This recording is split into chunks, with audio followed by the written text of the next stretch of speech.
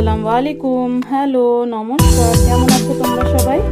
আমি খুব ভালো আছি। আশা করি তোমরাও খুব ভালো আছো। Welcome to Majestic show, catch life with Sania.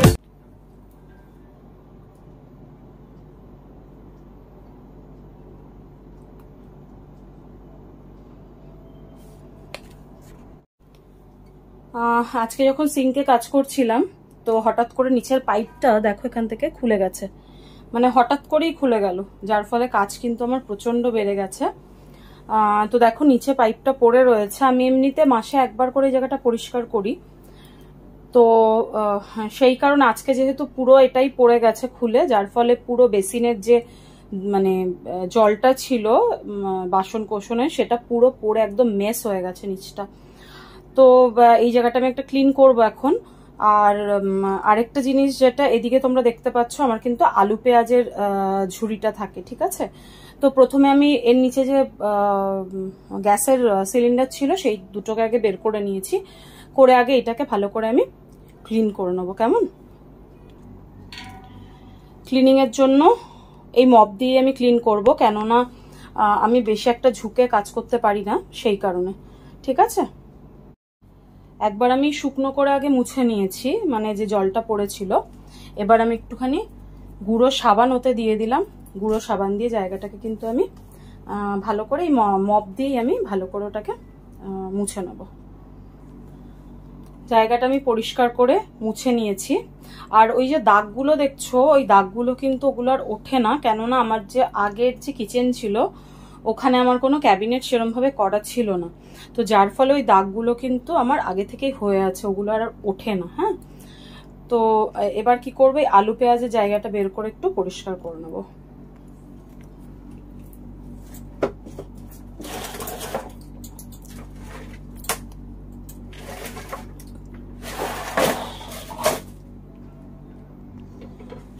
জায়গাটা কিন্তু আমি পরিষ্কার করে মুছে নিয়েছি। হ্যাঁ, এবার আলু পেঁয়াজের ঝুড়িটা আবার ওর মধ্যে বসিয়ে দেবো। আর এদিকে দেখো আমার কিন্তু যে চুপড়িগুলো থাকে, হ্যাঁ, যে বাস্কেটগুলো থাকে, ওগুলো সব এখানে আমি হ্যাং করে রেখেছি। আলু পেঁয়াজের বাস্কেটটা আমি ওর মধ্যে রেখে দিয়েছি। আর কিছু এক্সট্রা যে জিনিসগুলো থাকে সেগুলো আমি কিন্তু নিচের যে বাস্কেটটা ওটাতে রেখে দিয়েছি, কারণ ওটা খুব একটা ইউজ আমার হয় না, সেই কারণে। এবার আমি গ্যাস সিলিন্ডারগুলোকে ঢুকিয়ে দেবো এর মধ্যে, কারণ নিচটা আমি পুরো পরিষ্কার করে শুকিয়ে নিয়েছি। আচ্ছা, এই পেছনে যে পাইপগুলো দেখতে পাচ্ছ ওগুলো কিন্তু আমার এই ডিশওয়াশারের পাইপ, ঠিক আছে। আর ডিশওয়াশারের কলের পাইপও আছে, প্লাস মানে যেটা থেকে জল যায়, আর ড্রেনেজ পাইপ দুটোই কিন্তু ওর মধ্যে রয়েছে, ঠিক আছে। তো সেই জন্য ওখানটা একটুখানি পাইপ টাইপগুলো বেশি রয়েছে। আর এবার আমি সিলিন্ডার, আর ওই নিচের যে ওটা পেতেছি ম্যাটটা, ওটা আমি ওয়াশিং মেশিনের সাথে আমাকে দিয়েছিল, কিন্তু আমাকে গ্যাসওয়ালা বলেছিল যে গ্যাস সিলিন্ডার যেন কখনোই আমি মানে ইয়ে না রাখি, প্লেন মেঝেতে যেন না রাখি। তো সেই কারণে আমি সিলিন্ডারের নিচে ওটা পেতে তারপরে আমি সিলিন্ডারটাকে রেখেছি। কেমন? তো সিলিন্ডারটা রেখে নিই, তারপর তোমাদের সাথে কথা বলছি।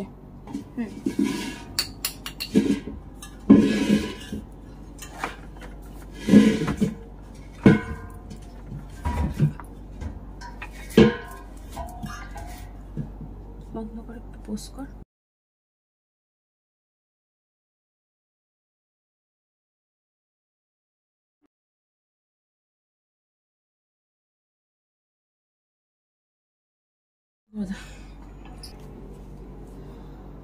আচ্ছা দেখো, দুটো সিলিন্ডার কিন্তু আমি ঢুকিয়ে দিয়েছি। আমি এখানেই রাখি দুটো সিলিন্ডারকে, পেছনেরটা ভরা থাকে আর সামনেটা যেটা থাকে ওটা মানে যেটা ইউজেস হয় ওইটা, ঠিক আছে।